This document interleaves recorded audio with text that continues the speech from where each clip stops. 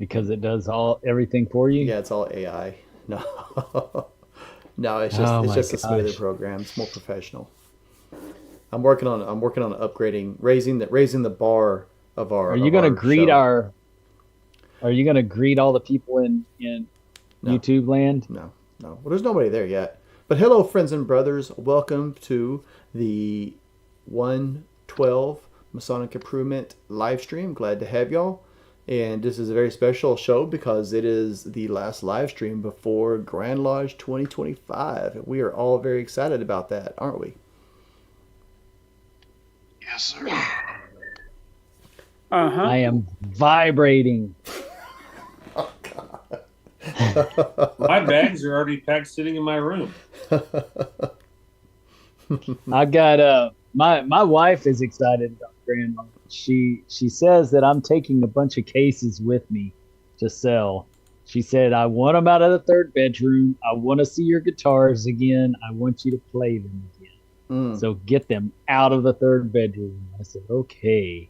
I got some flasks I'm gonna bring with me as well. So I'll have a few things. I'm not planning on doing the pop-up shop because I'm not gonna miss the bulk of Grand Lodge, but I will have some stuff with me to to uh to hand off to a few people.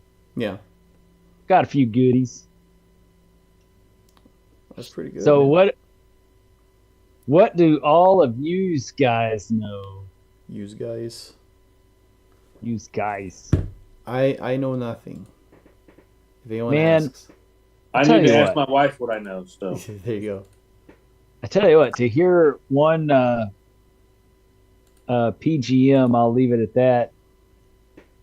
I know nothing. I'm uh, I am just a Schultz. I am just a self-serving individual, and I am just not at all happy with that. And I'm not going to get on Texas Freemasons and post about it and all that kind of good stuff because I I really don't want to make a big fuss before this Grand Lodge. Wait, what are you talking about? Oh, Or are you dude. getting to that? I just thought Well, maybe I'd just. you should have asked me before we started recording Okay. because Well, please continue. some stuff that I do not want to talk about, in recording. Got you. But well, so apparently, and here's the skinny of it. Someone stood up in an open lodge and said I was self-serving and that and some other stuff. That you Lots of were other stuff. self-serving. Oh yeah. Along with digging into some other people. And it really disappointed me that happened because the person that said it just is the epitome of whatever they can do to please themselves. Mm. And so anyways, I'm going to leave it at that. And because he didn't name any names, but he made references so people would know exactly who he was talking about because people called me afterwards. Yeah, they called me. People called me afterwards and told me that it just made them ill that happened in a lodge.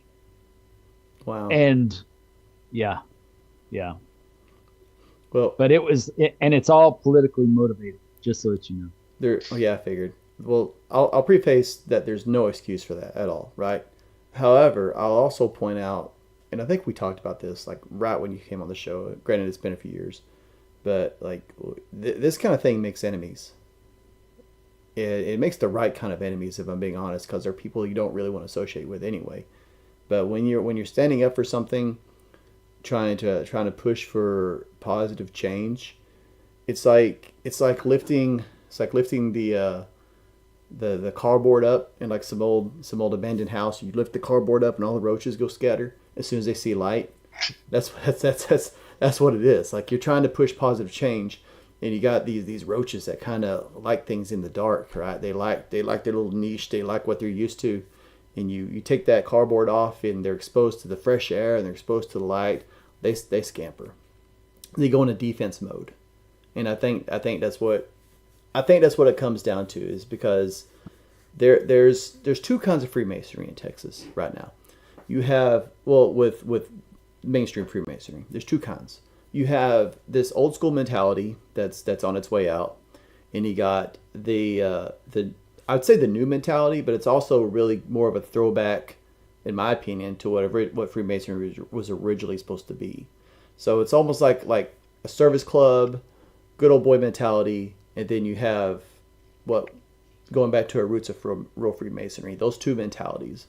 And the good old boy 1950 service organization mentality is on its way out. And so they're in this defensive mode, because a lot of things that used to fly don't fly anymore, and they don't know how to react to that.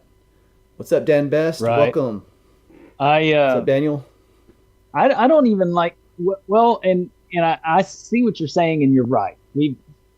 There's two different mentalities, or there's probably more than that. There's probably 3 or 4, to be honest with you. But there's definitely two different ideals and cultural values that one that has shaped the past, the recent past, and one that is shaping the present and coming future. Mm-hmm. And I think the battle is not so much old guard versus new guard. I think it really boils down to there's a certain period of time where, some people created this thing that became an elitist playground, and they're really not all that elite, right? So they may be, upper middle class, but they're upper middle class. It's not like they're, far removed from ever having to work or ever have had to work. Yeah. So don't pretend that we're dealing with real elite here. It's not the Rothschilds, like all the conspiracy theorists, like the hell no. It's the people who want to play the Rothschilds within this little fraternity to make themselves feel bigger than who they are. Mm-hmm. And not only that, but they within these different little groups, they've elevated each other with all these accolades, so that it would make perfect sense that they elevate each other in other areas as well. So you give them all the rings and all the decorations, and they're ready to move up. That's how they would win in the past, because nobody knew them personally. They knew what was written on a piece of paper. That's all they knew. Mm-hmm. So they would, I'm not even going to read you. I see you keep popping up. I'm not even going to read you because you'll just get me sidetracked. So we had this piece of paper that lists everybody's, what they do and all the committees and all this kind of stuff they've ever been in. And so that's what we went off of. We thought, oh, they've done all these things. They love Freemasonry. But do they really?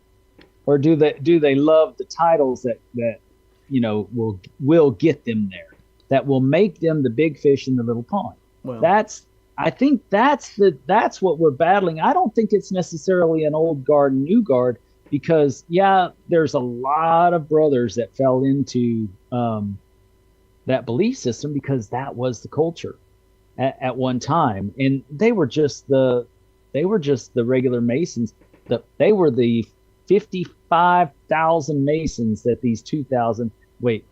They were the 55,000 or 56,500 Masons that the other 500 Masons were controlling, right? They were just part of Masonry. Mm-hmm. And these other 500 had it all under wraps and were elevating each other throughout the ranks.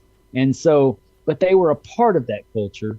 And so it's odd to them to change to anything different because it's not the Freemasonry they understood it to be.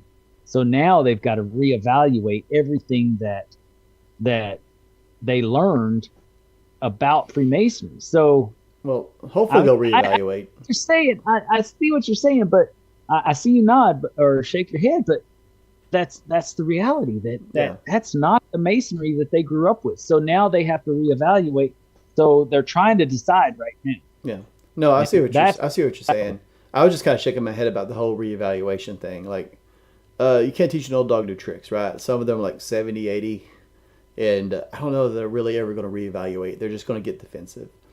I wanted to say something to your point. but are all those really, you know, shaping the future right now? I don't think they are. No, they're trying as hard as they can, though. They're clawing at it. Um, They're maybe trying to stop it. Stop it, yeah. That's the ones that, like the one that made made remarks about me. That's that bracket, Mhm. but not all of them are. I don't think. No, no. Actually, it's funny you said that. I had a dream last night that I went to Grand Lodge and I had charges filed against me. So I was like, oh, okay, whatever. Surprised it took this long. Nice. No. Oh, I'm sorry. Here, instead of this packet, you get this letter. Yeah. There's a letter for you.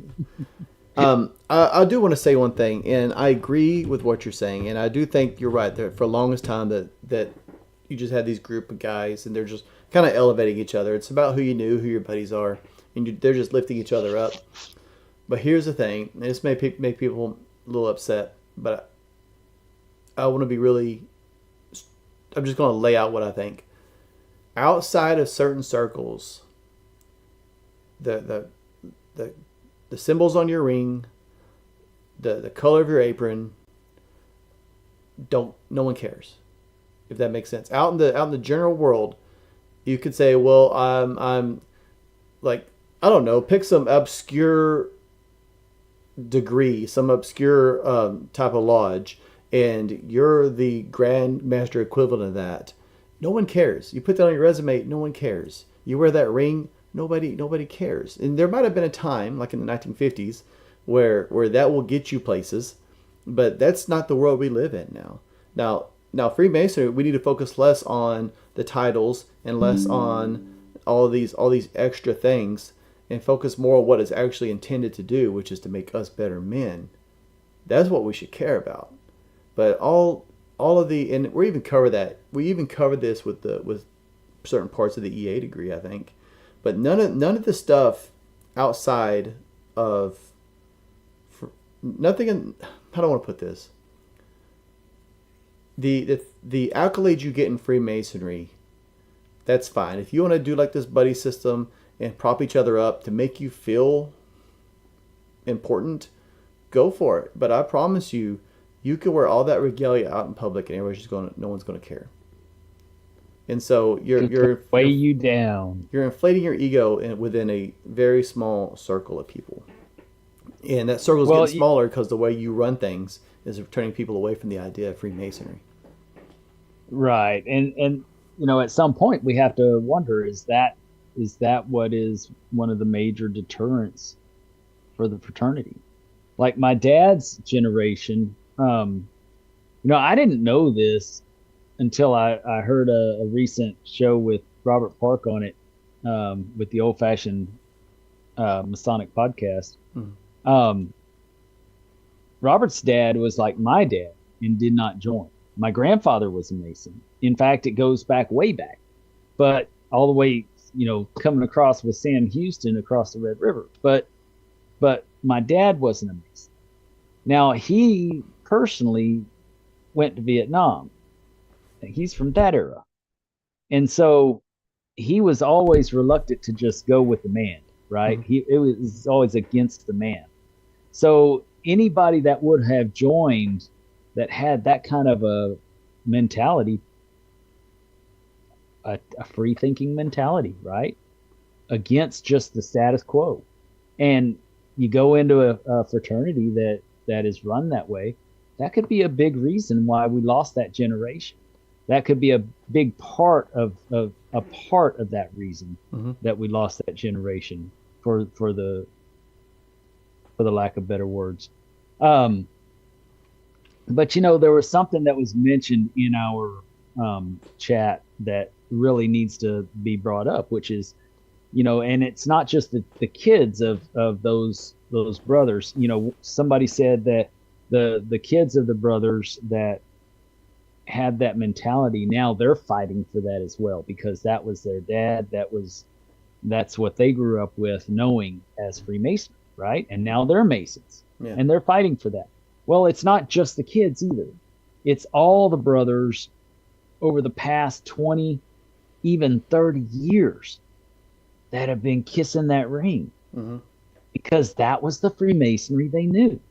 So they've invested all this effort trying to get the recognition that they needed so that they could try to go in and make a difference.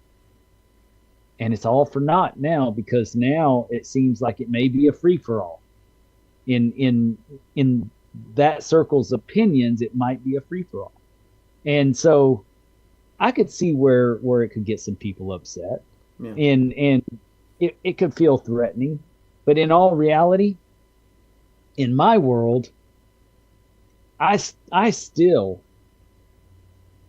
want to approach every brother, whether they're decorated or not, and say that you have just as much opportunity to help this fraternity as anyone else, because you're in it for the right reasons. Yeah. It's not about what you're wearing. It's more about, what you're doing.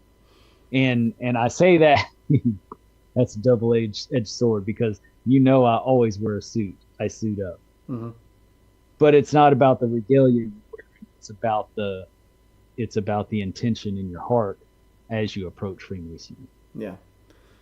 No, you didn't say this directly, but I kind of picked it up, just my interpretation of what you're saying, at least part of it. And really, first of all, I guess I have two parts to this, so just bear with me. We all know, we've all seen the charts. 40s and 50s, that's when it spiked, and then it kind of went downhill pretty quickly.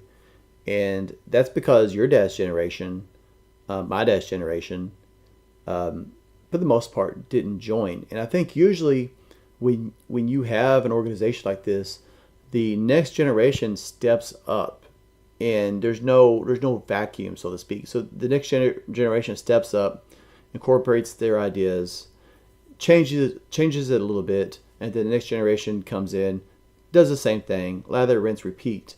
We had this huge gap where you had the we'll just call it the boomer generation. That's probably the closest, the most accurate.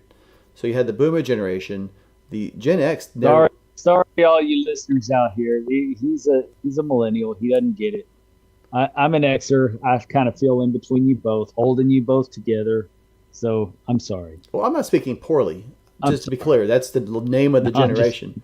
So you had the boomer generation. The Gen X, for the most part, did not join. And then you have the millennials that stepped up and showed interest.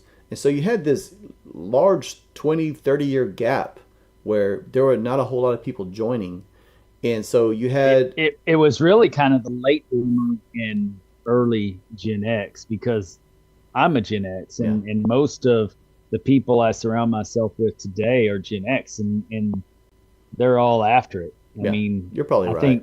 I think almost everybody on the screen right now is a Gen X. Yeah. Gen X.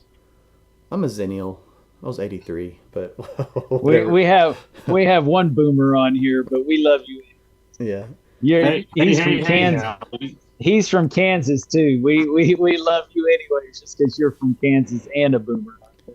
But my point is, you can't fault a guy with a double.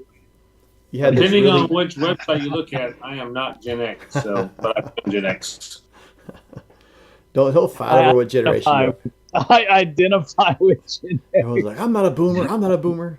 Fighting over who's a boomer. But my point is, you had this large gap where it was like a I hate to say like a power vacuum, because that's not really what it is, but you had this entire generation of people that were in control of the fraternity for a really long time.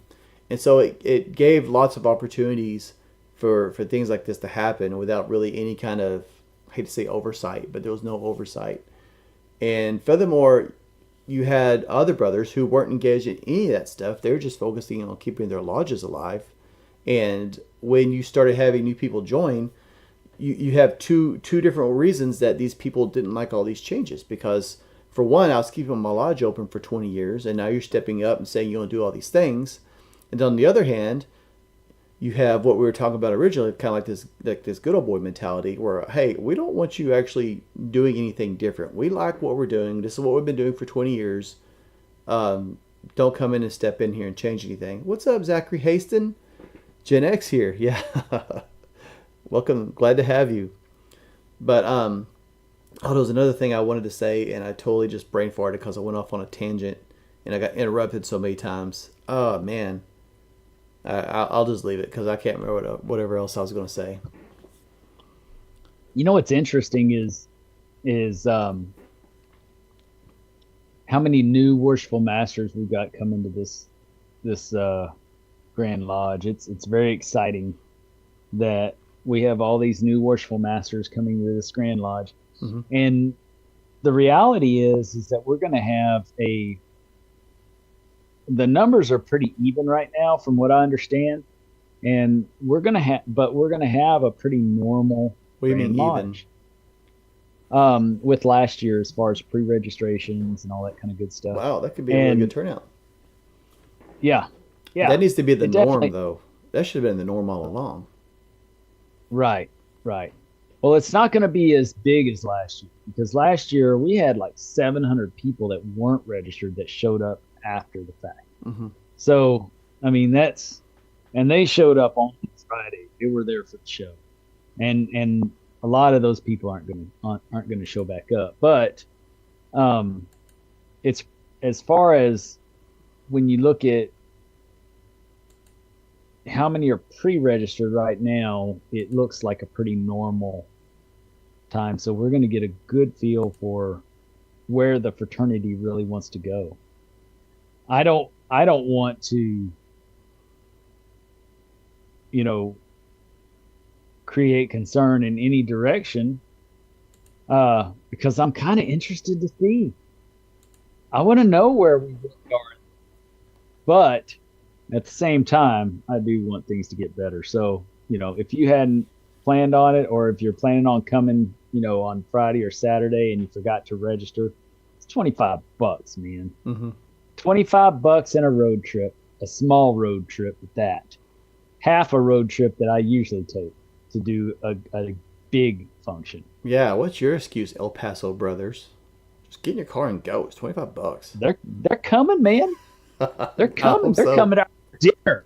Nice. Yeah, I always felt bad for those guys because they probably had to invest the most every year. Just to get Laredo and El Paso pumps out $1,000 a piece to get to Grand Lodge.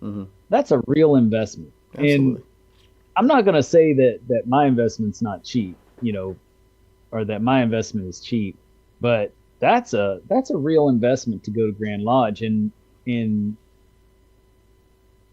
it's understandable if somebody can't make that kind of stretch to Grand Lodge. But there's a lot of people that are within the DFW area that can come down for Grand Lodge. I mean, if you're in the DFW area, not coming to Grand Lodge, it's just because you don't want to. Yeah. Brother Hastings says El Paso. You might have to work, but Brother Hastings says El Paso comes better than some that are close. You're absolutely right. Yeah, they show up. They care about their Freemasonry. Texas may have kind of forgotten about them because they're out in West Texas, out in the middle of nowhere. They might as well be a part of New Mexico.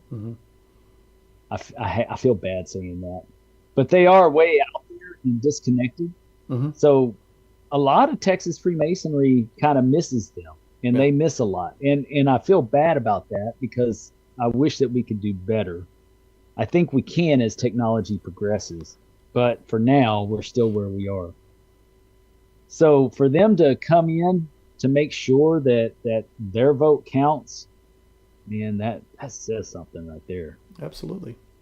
Well, and I get why you feel bad about saying that, but honestly, the Grand Lodge of New Mexico, probably even the Grand Lodge of Colorado, are closer than the Grand Lodge of Texas is. So I can understand where you'd come from. Like, yeah, I'm sure I'm sure there's all kinds of feelings of isolation out there. Yeah, but as far as frankly, not just DFW, but anyone that lives on the I-35 corridor, it's really hard to justify not doing it, right? Waco's pretty central, and 35, I mean, it runs north and south. I mean, you got hotels, that's an issue, especially now if you want to find a hotel. But if you live in DFW, I mean, I live halfway between DFW and Waco, and I don't do a hotel, I drive. And so if you lived in Dallas or Fort Worth, I mean, you may not be able to do the after party, right? You might have to turn around and turn and burn and head back home, but it's feasible. Temple, obviously. What else? What's south? You got Temple, Killeen, Salado. Yeah, Salado, Austin. I mean, that's all. Austin's yeah, a bit of a drive. Austin's a couple of hours. Yeah. That's not that big of a drive. Austin's about 2 hours. 2 hours from Waco. So I mean that might be a little far, but I mean, Salado, Temple, Holland. It's not. You could drive in from Austin. I mean, you might have to get there. I drive that far to go to San Antonio 3 or 4 times a month. Are you kidding me? This is Grand Lodge, people. Get with the program. Come on. Dennis, not everybody's like the rest of us that are seasoned to drive 2 or 3 hours in a day and turn around and come back. So this is true. Well, that's how you get seasoned. Just saying. That's how you get seasoned to it. But within a reasonable drive, you're talking about, Temple, Salado, Holland, Killeen, everything up north, Hillsboro, Gatesville.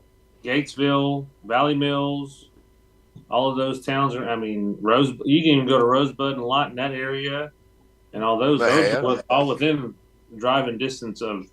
I mean, you really want to get down to nitty-gritty, you could drive all the way back to Bryan and College Station, for that matter. That's an hour and a half. Been there, done that. I went to a dinner one time in Austin, and then as soon as dinner was out, I got in my car and drove home, and it's like 3 hours, and it was probably like 10 o'clock. Maybe like 9 o'clock. That sucked, but you can do it if you really want to be at something. Just saying. So it sucked. The drive. That's just another Tuesday, man. That's just another Tuesday. God, I wish I could be as hardcore as you, Dennis. Have you ever seen Gray Man? Is that the movie Gray Man? I love that movie. Gray Man. It's just another Tuesday. Not yeah. familiar. Y'all gotta watch it. It's awesome. Just another Tuesday. Anyways, well, still, I think that we have to keep this in perspective. This is Grand Lodge. It's once a year. We're not talking about something that you're asking people to do every month or every 2 or 3 months. We're talking about a once a year thing. And in all reality, I'm going to say this loosely, but in all reality, this is a summons from your Grand Master. That's an interesting. Yeah, you're right. You're a past master. You're a past master. This is a summons from your Grand Master. So you should be there. Be good. Kind of cool. We start wording it that way. More of a summons than just hey, if you can, you should make it. But honestly, I think for the longest time, that's kind of what they wanted. Maybe they didn't want many people showing up. I want to point out in the chat, so Dan Best says, I just want to thank everybody at Masonic Improvement. I'm going to petition my local lodge in Bristol, Tennessee. So that's awesome, man. I'm glad to hear that. Awesome. I'm glad that you're finally going to be able to do that. Yeah. It's always cool seeing that we got a person in chat, because we've had it before, right? And yes, we've seen several brothers go through all the degrees, on our show. We've seen it. Wasn't Brad one of them? Brad, did you not kind of go through that with us, or am I thinking about somebody else? No. Okay. I found you guys after being a Mason. Okay. Somebody, I can't remember who it was now. but they did that. They said they were going to petition, and then they kind of announced when they were going through everything. Man, they're in the inner circle now, I think. I can't remember who it is. Jeff Calger was an EA. Maybe it was. I first saw him on here, and then, he's Master Mason now. Yeah, maybe it was Jeff. Daniel says if you're within 100 miles, you should have little to no excuse for not going. So if that makes you upset, Daniel Dutton on Facebook, you can find him and tell him what you think. Well, and see, I agree with that logic anyways. There's Grandmaster conferences all over the state. There's all kinds of Grand Lodge events. There's big regional events that happen throughout the state all the time. Mm-hmm. And if you're within 100 miles of the Grandmaster at any given point, you need to be there. Yeah. You need to support your Grand Lodge and support your Grandmaster, because he's putting in a lot of work for you to make an effort to show you that Grand Lodge is more than just some federalist system up in pie in the sky that I mean, what is it? It's like there, an hour and a half drive on that average. is there to just govern everybody. Yeah. Because they're not there to just govern everybody. They have so much more to offer. What you got, Josh? I won't interrupt you this time. I'm going to agree with you, Dennis. I mean, 100 miles should be pretty easy. I mean, for less, that's like driving to San Antonio or down to Corpus, or if you're in Waco, that's like driving up to, Fort Worth or whatever. That's fine. But at the same time, I mean, you got to remember, some of these guys are working guys. Mm-hmm. So they may not have the opportunity to take off. I mean, for example, for me, I've got to take PTO off to get there on Thursday, and my wife's got to take 2 days of PTO to go with me. So, some of these guys may not have the opportunity to be able to take off like we do, and they can't make it. So, I mean, where I agree that, within 100 miles, you should be able to at least attempt to make it. You may not have the opportunity to take off from work or, whatever you got. I mean, some people don't have the time to take. Yeah, So, for example, I'm taking Friday off to go, but not Thursday because I was sick quite a few days this year. So I don't have all the days I'd like, right? So I could get that, but I always at least try to keep one in my back pocket just for Friday. Yeah, and you're close enough that you can, just come down Friday and be done with it. If you're going to drive back and forth, and same thing like me. I plan every year that I'm going to take off for Grand Lodge to go, but some brothers may not have that opportunity to take off. So, or we encourage everyone that's within that close, but we also at the same time don't want to say that. Obviously, if you're retired and don't have anything else to do, then yeah, you have no reason not to come. But you got to remember, some of us younger Masons have jobs that we have to go to and may not have the opportunity to take off like some of the other ones do. Mm-hmm. Yeah, I could agree with that. Brother Haston points out, talking about within 100 miles showing up and everything, and he says, especially Worshipful Masters, who all agreed regular attendance on the committees and communications of Grand Lodge. From the yes, yeah. You can always count on Brother Haston just to I love you, to Zach. the point. I love you. Thank you. Thank you. Yeah, glad you're here. The Worshipful Master obligation. Yeah. What's funny is like we could like back and forth over something for like 20 minutes, and Zach will just show up and be like, just like one sentence, just cut straight to the point, right? Like, oh, yeah. Beautifully said. Like, man, yes. If only we were that smart. Bob Flores in chat says, we should be the standard, the beacon for each man in society to follow and learn from. The global mentality has changed. I'm a boomer who grew up with a vision and heroes. Yeah, I agree. Like, we should be,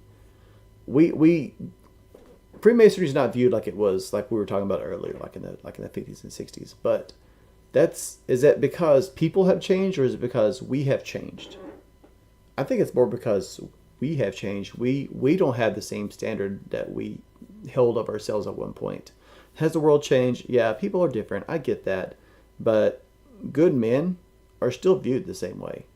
Like if we had always just maintained that standard and just been active in our communities, active in our state and our laws and our lawmaking and all that stuff.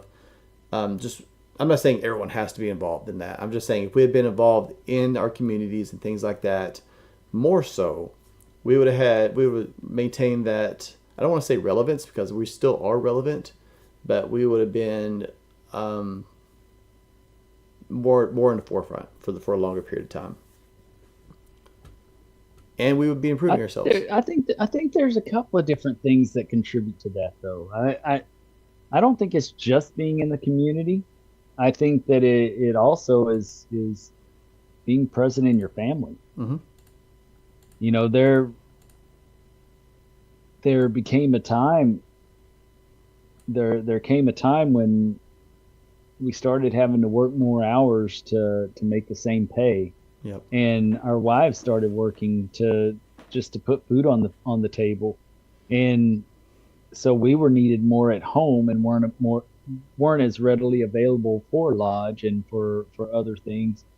There's a lot of different factors that contributed to it. I mean, we tend to oversimplify a lot. I think, especially me. I'm bad about that. I use those words always and you know, from time immemorial, those silly words. But I really shouldn't. I shouldn't use words like always and every time and you never things should. like that. You never I should. never should. I never should. But you know, I'm bad about that. But I think that there's a lot of things that contributed to it.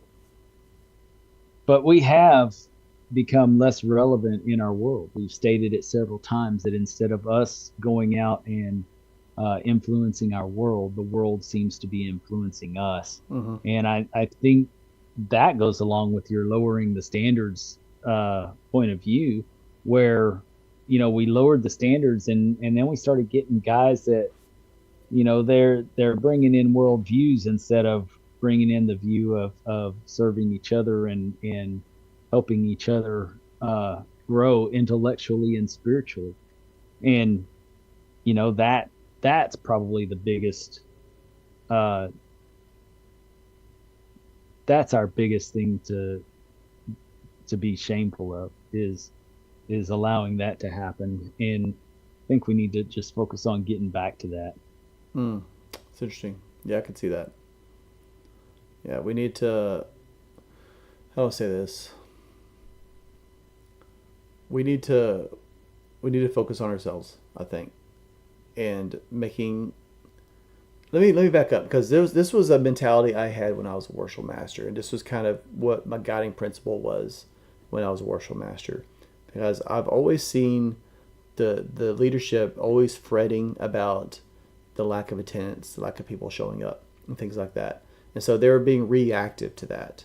And so when I stepped into the East, I took a proactive approach in that I told myself, regardless if 3 guys show up or 30 guys show up, my goal is to provide value to those that are here, to do something at the meeting that provides value. And I'm not going to complain about who shows up or who doesn't, and I'm not going to make a big deal about it. And that was a really successful year. Granted, I'm biased because it was my year, but it was really successful, because if you don't have anything providing value or anything providing any kind of interest, and 3 guys show up and you're the leader and you complain that there's not enough people there, no one wants to sit there. No one wants to go once a month and get griped at for showing up, and there's no value being provided anyway. But if you're providing value, if you're actually offering something of sustenance to those people that show up, they'll keep coming back. They'll talk about it with their friends, their brothers. The brothers will start visiting. Their friends will turn in petitions. And overall, everything's healthier. You have to focus on what you want out of something, and not what is actually there right in front of you right there. Well, and along with that, as a leader, when it comes to lodge, you celebrate the brothers for the success of the lodge. You celebrate the brothers for their success. Mm-hmm. And then you apologize to the brothers for your failures. So one of the most important things you can do is celebrate the brothers and apologize for your own failures. And anything that's a failure is your own. It's not your brother's, because you weren't the effective leader that motivated them to do what you were hoping to see done. Yeah, so, or your expectations were not aligned with the culture of the lodge. So it kind of works hand in hand, in my opinion. Bob Flores in chat says, I am not bound to win, but I am bound to be true. I am not bound to succeed, but I am bound to live up to what light I have. Abraham Lincoln. Yeah, absolutely. Nothing's handed to you, right? You're not entitled to anything, but you have to work with what you got.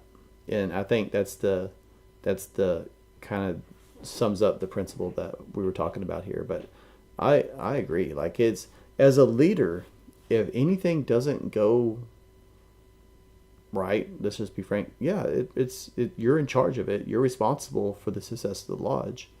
I like the idea. I like that. You should apologize. You should always recognize brothers and pump them up. If people are showing up and they feel like they're accomplished, this is like leadership 101. This isn't just Masonic stuff. This is like, if you're a manager of an office somewhere, if you're a principal, any kind of like leadership position, this is like 101 for that kind of thing. If people feel valued, they'll be happy to be there, right? If you have a job, if you take on management position at a job and the morale sucks, if you make people actually feel like they're appreciated and that their being there is contributing something and has value, watch that morale. It'll totally change. It's the same thing with the lodge. If your brothers are contributing and they feel like they are accomplishing something positive, and what I'm going to say is I'm going to preface this by, not everybody feels like they need recognition and validation, right? I'm kind of one of those people. I appreciate it, but I don't need it. But if you recognize people and validate what they're doing, it goes a long way. I'd say 90% of people need that kind of thing, to that dopamine, that happy feeling they get when they do something and it's recognized and they get that appreciation. Sorry, I thought I was being long-winded. I was giving you a chance. Go ahead, Jason. You were being long-winded. Go ahead, Jason. He had his hand up the whole time you were talking. Oh, sorry. I'm looking at the chat.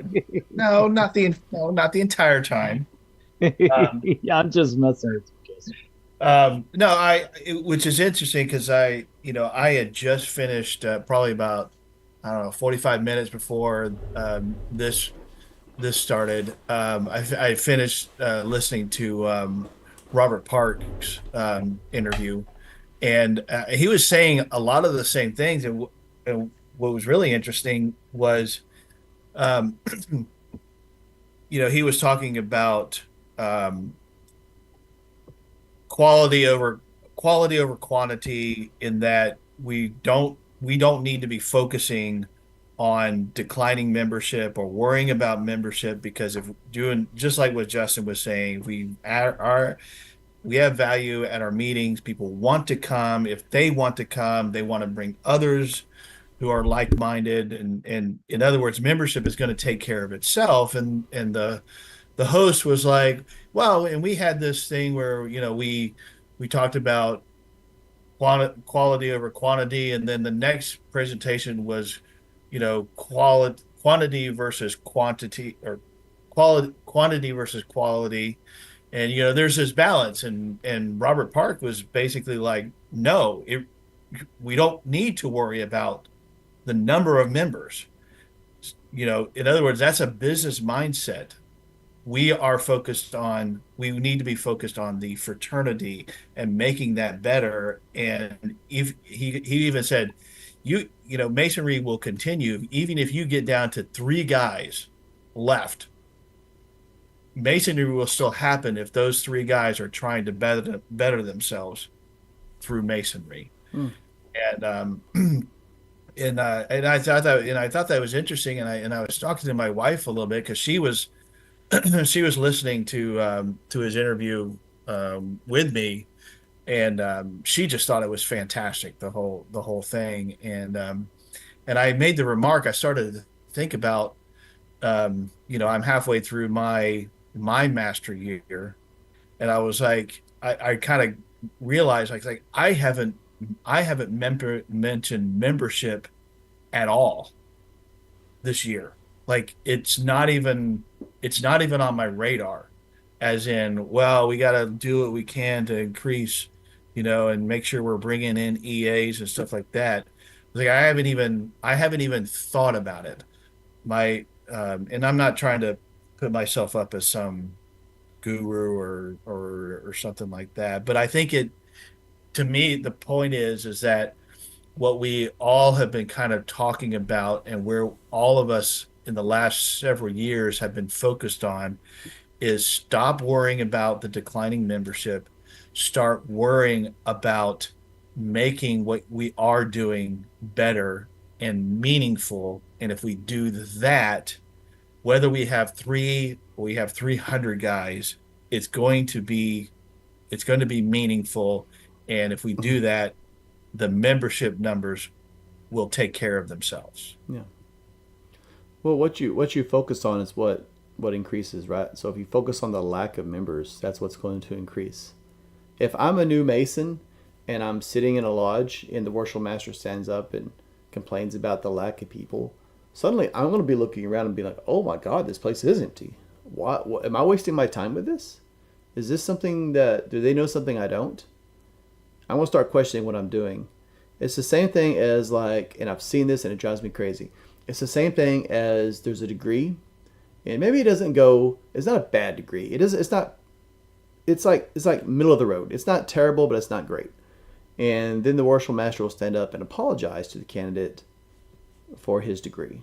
Well, first of all, he probably doesn't know he got a mid-range degree. And second of all, you're calling attention to it also. So he's going to feel kind of cheated if he doesn't think he got a good degree. It's the same. It's kind of the same thing. Don't focus on the negative. Focus on the positive. Instead of stressing about who's not there, recognize the people that are there and be excited that, hey, this 80-year-old brother who I haven't seen in 6 years is sitting in lodge with us tonight. Let's celebrate that instead of focusing on, well, the junior warden's not here tonight or something like that. Focus on the positive. Bring light to the good things going on. And when you talk about good things, when you focus on good things, people will think good things are happening here, and they'll talk about those good things with their friends. Dennis is being awfully quiet. That's because I'm typing and it's difficult for me to type. I've often said that as long as I'm alive, there will be Freemasonry in Texas. Just plain and simple. It doesn't matter how many other members that there's going to be, that there would be. What matters is that I would still be searching and I would still be seeking out the lessons from our ancient mystery schools to better myself and not just spiritually, but intellectually. Someone had posted today on one of the things. Oh, John Nagy, one of our friends, John Nagy, posted today asking, what did you learn different in the fellowcraft degree from the EA or something like that, and something like that. And my response is that to me, the fellowcraft is the lessons that we learned in the fellowcraft are teaching us that we should be assertive and proactive in our pursuit of intellect and spirit, so that we can get closer to and be one with God. Right? So being a good man and becoming better, that's the shift that we should be making. So it doesn't matter if we have 57,000 members in Texas. For me to be a Mason and for me to put those lessons into play in my own life, I'm going to be a Mason. I was first made a Mason on the inside. And so that won't be taken away by any members dropping out or lodges demising or anything like that. So you're absolutely right. And Robert Park is absolutely right. You know, trying to build up a membership base to support our infrastructure is, and these are my terms, not his, it's absolutely ridiculous. Mhm. You know, you're not gonna, you know, hold on to, well, I might, but most people will not hold on to a piece of property just because it, in the hopes of someday they're not going to spend all their wealth on a piece of property in hopes of someday having a big family when they've already had their tubes tied.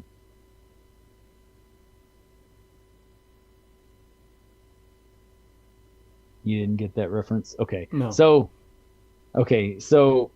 if the membership is already gone, Mhm. we no longer have 250,000 members. Yep. Why would I spend my family wealth holding on to all these buildings and this infrastructure that supported 250,000 members Got you. Yeah. when that's already been cut? That the potential of that reproductive system has already been snipped. Mhm. So Well, holding out for it to come back, and it's probably it will take it was. another 300 years. Yeah. Before we hit that schism again. You know, it's because what's known right now will have to be long gone before. Yeah, those buildings will be in too bad a shape. Even if it did come back, they'd be in too bad a shape to do anything with. Right. So, I will, you know, the reality is, I'll add, and I don't know if this was directly from Jason or if he's quoting something from that video, talking about worrying about the numbers like a business. he's quoting the video. The video. I do think it'd be okay. I don't disagree with looking at the numbers like a business, but a business shouldn't grab at the employees. What it should do is look at the numbers, be collecting and looking at data, and seeing, okay, this is why we lost this person. This is why we're retaining. I guess my point is you need to, instead of complaining, well, half the lodge didn't show up, you need to be finding out why they're not showing up, getting that data, and making the changes that you need to make. Granted, some people just won't show up. They just won't. Either they can't get out of their house, they moved off, their spouse decided that they didn't like them going, something like that. But what a business will do, a healthy business, is they'll look at the numbers, but they'll also look at what do we do different. Okay, here's the stated meetings over the year. This meeting we had 20. This meeting we had 45. What do we do that meeting? How can we replicate that to keep that attendance up? And Dennis is typing. You're busy tonight, man. I am. So I'm sorry. I wasn't even paying attention to what you said. 20 is a big number in attendance at my lodge. Well, I'm just throwing it out there. I don't know. That's kind of normal in Goliad. Yeah. It really is. And we used to have around 30 show up at every stated meeting. Well, that's the problem is we have our stated meetings. We have quite a bit of attendance in Goliad, between 25, 30 is usually what we have. But the problem we have when we run into, if we're going to do, for example, I had Chris Ryland come down to Goliad first part of December, and he did his re-obligation program. I had 8 people show up. And so unless it's an actual stated meeting, they're not going to show up for any other extra education that we're going to have. Mm-hmm. And I like to say that they won't. It's just they just don't. Yeah. I don't want to put anybody out there, but it's like, I have a hard time if I'm going to do anything other than my stated meeting. I have a hard time for my officers to show up for anything other outside of our stated meeting. And so that's the problem is you don't. In my opinion, I'm not trying to drag out our stated meeting longer than what it needs to be, which we have for about an hour with education and business and everything. Mm-hmm. But they won't. If anything outside of that, I have a hard time for them to even show up. I'll say this, and I'm just talking. I'm not like telling you how to do things or anything. But if I had a lodge and it met quarterly, right? So only every 3 months it would actually meet. Then when that lodge met, we would handle all the business. Right? We would be sure that when we met, we took care of all the business for the next 3 months. Now, what if you had a lodge that the expectation is we're still going to have a meeting, we're still going to show up. However, it's not a business meeting. This is a it didn't necessarily even have to be a called meeting, but we are meeting either formally or informally, depending on the situation, and it is for some kind of a program, some kind of education. It could be like a re-obligation, like you're talking about. We could be having, instead of like a Royce City event, it could just be we're just having one speaker with a meal and cigars and drinks afterwards, or something like that. And I know from where you're coming from, that's probably not like an immediate thing you can do. However, I guess what I'm saying is, if you don't even have to change your business, you don't even have to change your meeting nights, but you could say, look, if all I can do is get these guys on stated meeting nights, then I can be sure that all the business is taken care of either this month or the month after this, and the next stated meeting for sure is and I'm just going to communicate it with everybody. This is what's on the agenda, and nothing else is getting brought up, and we're having the re-obligation or something like that, and or whatever. And if you're concerned about them not showing up, then you could just show up and do it. They don't have to know the agenda ahead of time. That's true. That's true. Just have it and do it before anything else. Yeah, that's just a good point, Dennis. You could just like, as soon as you open the meeting, that's the first thing we're doing is Chris Rowland or whoever is giving their program. And if it's an hour-long program, that's fine. If they want to drag it out, don't let them. Just have your meeting. Be like, look, we're not dragging this out. We're covering this and this and this. And anything else can be brought up next. Because as worship master, you could say what gets brought up. Sorry, Dennis. I know I'm coming. Well, I just want to keep you from getting in trouble, because per Grand Lodge law, we do have certain things we have to cover in a stated meeting. Mm-hmm. And so now with what you could do, though, is say, okay, this held over till next month. This held over till next month. Just go through the list, call it a day, get to for the good of Masonry, and Chris Ryland take it from here. That's an easy way to handle it without getting in trouble with Grand Lodge, and nobody can complain, because you are the master and you get to decide if it's going to be held over or not, because you get to control those meetings. Mm-hmm. That's probably the best way to do it. That is your ultimate power as the master, is having that authority to control the meeting. Otherwise, you don't really control a whole lot as a master. You're herding cats. Well, that's what we've been doing here in Goliad. I mean, for the past 6 months, we've taken care of all the business, the reading of the minutes, Grand Lodge communications, old business, new business, doing the financials and all that kind of stuff, and giving everybody an opportunity to talk. And then at the end, we have a presenter, and that presenter takes anywhere from, Dennis knows, 20, 30 minutes, and that we give an education. But the problem I have is anything outside of the stated meeting, whether it be because we've had a couple programs we've had on Saturday. I've got one coming up in April that Brother Aaron Travinsky is going to put on a Thursday. That and outside of the stated meeting, that's the problem I have, is that I can't get them to show up outside of the stated meeting. Yeah, is my issue. Well, I like that suggestion, just doing it in the meeting and just what was the terminology you used, Dennis? Put it off till next month. What was the terminology for that? Oh, holdover. Holdover. Just hold over that business until next month. Yep. and just go through it. Go through the line. That way, no one can say you went out of order or whatever. Go through the line, table it, and just get to that, and that's the presentation. And if they don't like it, I mean, they can do what they got to do and leave. But at least you will have everybody you need there. Yeah, it works even better if you have your secretary working with you, and then you as a master just or read it out, and then you say table. Have them read it out and you say table. Have them read it out and you say table. I don't know. I'm all about the presentation. Y'all know me. No, I think you're right. Like you could do like I said, and just is the order of business even is that in the law now? Is that like a hard thing you have to follow?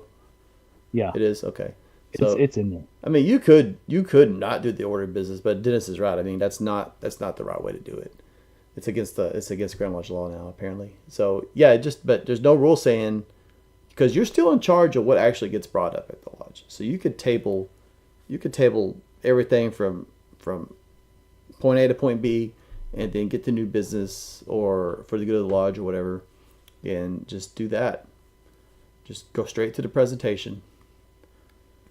Tricked you into learning something. That's what you tell them. Be like, yeah, I tricked y'all into learning something. I trapped y'all in here. Now you're going to learn something, whether you like it or not. But for some of them, it may be all it takes. They may actually sit there. They may not show up because they don't see the value in it. But then they're there. They're kind of listening. And they may start their journey. They may say, okay, this is actually more interesting than I thought it'd be. This is something I enjoy more than I thought I would. You gotta sometimes you gotta meet people where they're at, if that makes sense. And if you can only get people showing up to stated meeting, then I mean, it's your responsibility as worship master to impart light, right? However you have to do it. And so if you have to, I hate to say trick, but get them to show up to the meeting without really making them aware that that's just what we're going to jump into, then so be it. And if they don't like the education, that's a huge aspect of Freemasonry, and it's neglected. And if they don't like that, I mean, I don't know what to tell you, man. Like it's like if somebody joined and they don't like memory work, man. I got bad news for you. You're not gonna get much out of this fraternity then, because you're not going to advance through degrees or anything. You don't want to learn anything. Sorry, now I'm texting. Oh my gosh. First I was typing, now I'm texting. Golly. This is Grand Lodge week, baby. Here we go. It's funny. You're talking about, well, if they don't like education, then I'm not sure what to. I actually this past week. So just like in Blue Lodge, in our chapter and council, we have a guest speaker coming to each meeting to do education, because we had a lot of guys in our chapter and council who joined and they're like, we want to find out why we are doing these Yorkright degrees. What is the meaning behind all the stuff that we're doing? Why are we doing this every month and all that kind of stuff? Right? Again, going back to providing value. And interestingly enough, I actually had one of my longtime Yorkright brothers, who had been in Yorkright much, much, much longer than I have, finally come up to me, and he's like, I didn't join Yorkright for this. I joined it to do the degrees, and that's it. And now you guys are talking about all this stuff that's not even related to the degrees, which is not true. I mean, Jeff Bennett's been twice. And if you know anything about what Jeff Bennett talks about, it's all about the degrees and the meaning behind it and all that kind of stuff. Mm-hmm. And some of the other guys that have done presentations, I've told them, pick something from the degrees and expand on it. And he was just adamant, like, I don't know why you guys are doing this. I don't like it. I just I don't know why. This is not why I joined this. I was like, that was the first time I'd ever had anybody blatantly come to me and say, I don't like education. I just don't understand why you would join an organization you know nothing about with the sole intent to do the degrees for that organization. Like, what if you didn't? What if you didn't like the degrees? Well, I think what it is he's one of these. His dad was a long time Yorkite Mason, Mhm. and that's what he did. He did the degrees, Yeah. and so I think that was just That's what he does. Is he likes the degrees. He likes the opening, and he likes the closing, and he likes the degrees. But talking about all the stuff, the meanings behind it, and the interpretations, stuff like that. Yeah. It's like and I said, well, look, even if I can make a improvement, make one guy's life a little bit better, and he's like, I'm past all that. Well, Wow. But you know what? he kind of said that in jest. Yeah. But the point was, he's like, I'm not.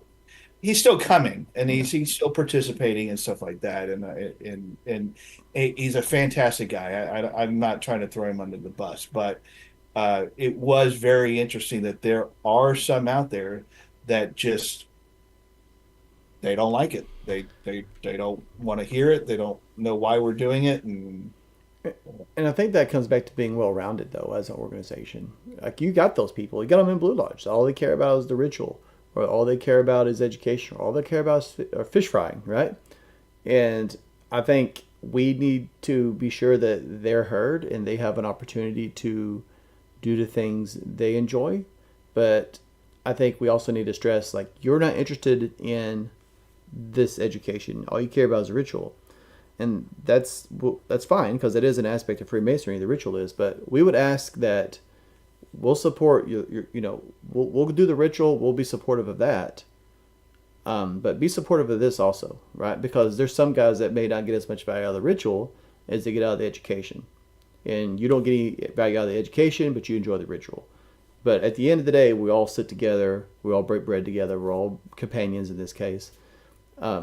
We just got to be sure that we are supporting one another and providing opportunities for, regardless of what your interest is, to have that opportunity to contribute something to the lodge.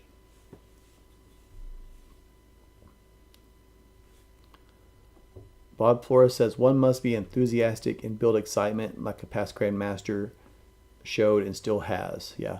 People will come in here and see. It starts with you. Blanco Bob, Triple B. Blanco Bob. Blanco Bob is in the house. Love you, brother. Yeah. Glad you made it. So there's a question in chat. So what are you guys even about? Take it away, Dennis. What are we even about? What are we even about? What are you about? What makes you tick?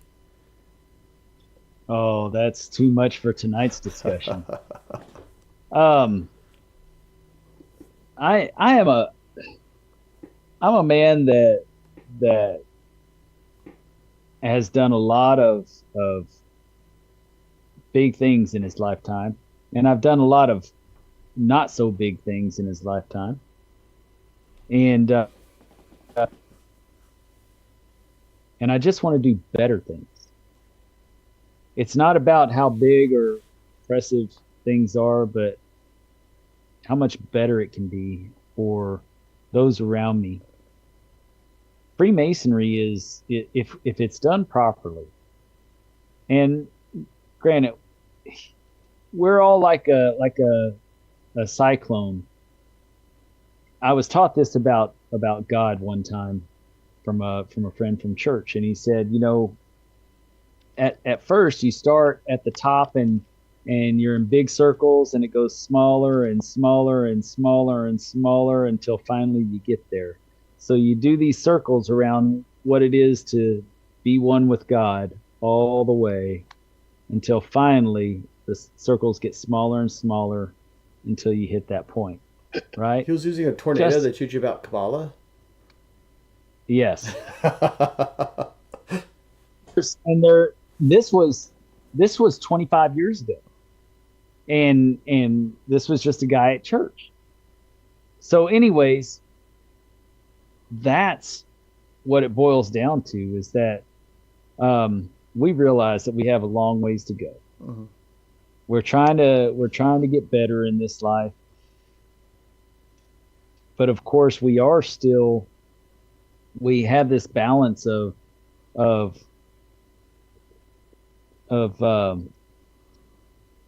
this balance in life that equals out all things. So the better I get, the worse I get sometimes. And it's almost like the more passionate I get about one thing, the worse it gets on the backside. And that's one of the things that we're taught, is to keep our passions, within due bounds. Haven't mastered that one yet, but better at it. And as we go along, as we work through all the degrees, the rites of passage that help us to become, more secure men in ourselves and in our fraternity with our brothers in this brotherhood of all like-minded men, not same-minded, but we're like-minded. And we all help each other to do that. And so ultimately, with all the brothers, even the crazy one that I started off this conversation with tonight, that was talking trash about me, and all the wonderful ones that have invested their blood, sweat, and tears into me to help me to strengthen in intellect and spirit. Man, couldn't see doing it any other way. That's now, is it the same way for every brother out there? Maybe not. In fact, probably not. To different degrees, it will be. But with all of us together, helping each other and working on it together, we're going to get there. Dennis, I'm getting some, if it's just me, y'all let me know in the Zoom, but I'm getting some feedback on your mic. It's like a static sound. Is that anybody? I think it was my phone. It's still doing it. Like when you're talking, it's like is anyone else hearing that? Yes. Okay, it's like it just started. It just started. You might check and see if it's maybe plugged in all the way or something. Because mine do that sometimes when they're starting to get loose. I don't plug them up. I may need to charge them. So I'm going to see if I can hook them up to it. Yeah, okay. It got quiet. No, I would say I have a little bit more straightforward. Say something now. Something now? Okay, yeah. It must have been your battery or something. You're coming in good now. It was sitting there beeping, and I thought it was I started charging my phone battery because I had so many texts coming in. Mm-hmm. So I plugged my phone in, and it kept going. It happened coincidentally, but it was my headphones telling me that it was about to die instead of my phone charging. I thought it was those damn Xers, man. We just No, I would say Freemasonry is phone. It's about a journey of self-improvement that is begun through rites of passage and facilitated by associating with good men that challenge you to be better. So, what do you guys actually teach each other? I'm actually interested in it. What do we teach, Dennis? If you had to like just summarize it. We teach a life of the brotherhood of man under the fatherhood of God, based off the working tools of the craftsmen of King Solomon's temple. We learn moral and ethical lessons that hopefully extend into our daily lives, so that we can be a positive contribution to our family and society. Mm-hmm. How's that for the elevator speech? That's pretty good. I just realized I was looking because his profile picture is Del Gribble, and I was reading his name. Yeah. His name is Shishaw. Pocket sand. I was like, Shishaw. Okay, wait a second. So I don't know if you ever watched King of the Hill, Dennis, but yeah, it's a character off that. I'll tell you but what. As soon as I kind of read his name out loud to myself, I was like, oh, Shishaw, like that. Okay. Nice. Yeah. What do we teach? What do we teach each other? Yeah, pretty much what Daniel said. Not Daniel. Dennis said. It's I don't know who Daniel even is, but it's we use certain allegories to teach moral concepts, but a lot of it is, how do I say this? A lot of it has to be experienced. And what I mean by that, it's not like I'm not trying to kind of cheat my way out of answering the question, but when you're dealing with rites of passage, but also the transactions that occur on a regular basis with other good men, and they're not even necessarily strictly Masonic. It's just being around good men and them rubbing off on you and having conversations with them and hearing their thoughts on different things. It's really hard to just say, well, it's just the working tools we talk about, or it's just the degrees. It's the overall experience.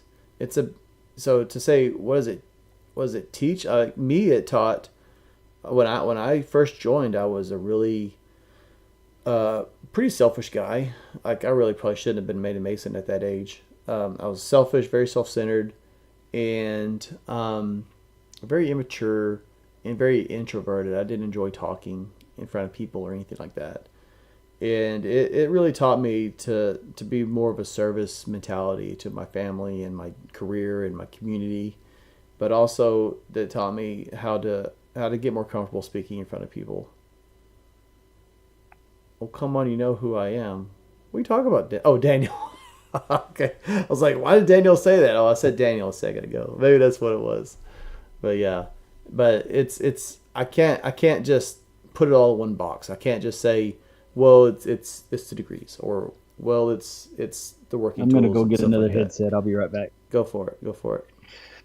Yeah, for me, so like the things that I've learned in just a few short years. So I've learned conflict resolutions, how to mesh with people that are not like me, because we're guys that normally wouldn't mix in the real world, because we're people from all walks of life.